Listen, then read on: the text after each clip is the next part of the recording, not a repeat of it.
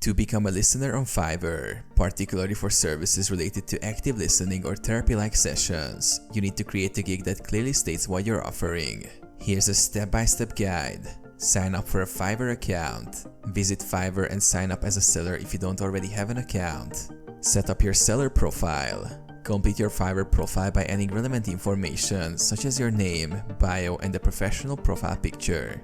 In your bio, highlight your listening skills, any experience in customer support, counseling, or active listening, and your passion for helping others. Create a listening service gig.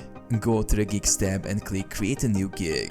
Choose a relevant category for your gig, such as lifestyle, life coaching, or lifestyle relationship coaching. Write a clear, engaging title like "I will be your listener and provide emotional support." Describe the service in detail.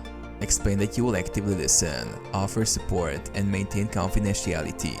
Set pricing and packages. Set up basic, standard, and premium packages. For example, offer a 30-minute session for the basic package and longer sessions for higher packages. Publish your gig. Once you've filled in all the details, click Publish to make your gig live.